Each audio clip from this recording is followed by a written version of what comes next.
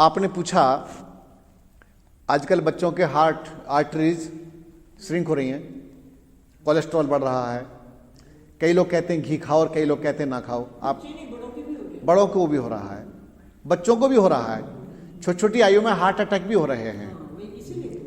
आज मैं आपको एक बात बताता हूं, क्योंकि दूध का बड़ा भारी विरोध किया कई लोगों ने। कई ऐसा वर्ग है जो दूध का बहुत विरोध करता है, घी का विरोध करता है, मक्खन का विरोध करता है, और क्या खाएं फिर? Animal food. तो हम क्या करेंगे? आयुर्वेद को हम आदर्श मानते हैं।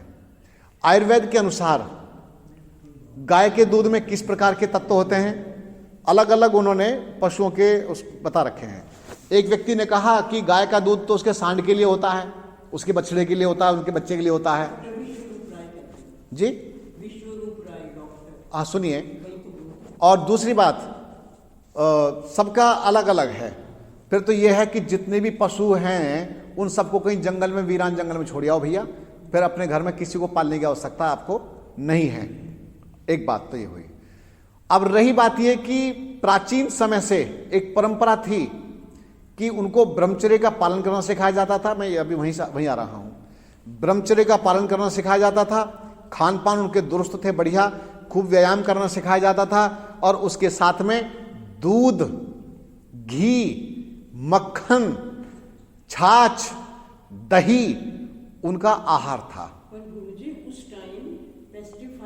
अब मैं वही बताना चाह रहा हूं भाई। अब सुनिए, अब रही बात ये कि अगर ये समझते हैं हम कि गाय माता को शुद्ध आहार नहीं मिलता, तो उसकी व्यवस्था हमको स्वयं जुटानी पड़ेगी। पर मैं दूध ना पिएं या घी ना खाएं, इसके विषय में मैं आपके बात से सहमत नहीं हूं।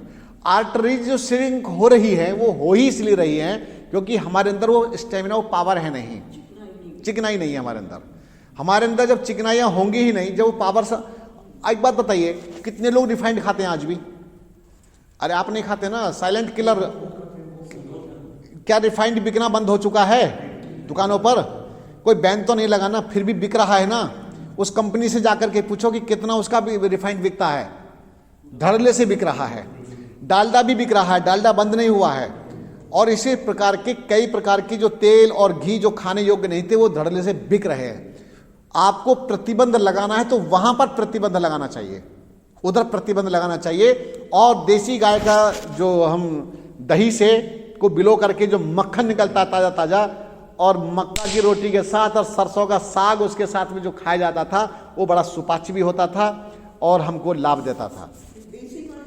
अब रही बात ये कि अगर मान लो आपको ऐसी स्थितियां आ गई हैं, तो पहली बात तो ये कि अब सब कुछ बंद कर देना पड़ेगा। क्यों बंद कर देना पड़ेगा? अगर हार्ट की प्रॉब्लम बन रही है तो अब आप खाने योग्य नहीं है इस अवस्था में। हाँ, बनने के बाद अब नहीं खा सकते। क्यों?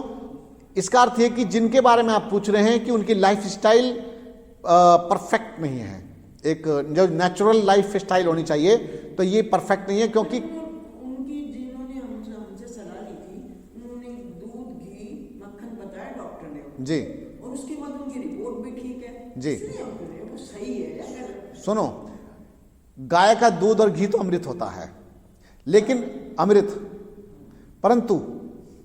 परंतु मेरे कहे अनुसार एक बार पहले शरीर का शुद्धिकरण करना चाहिए।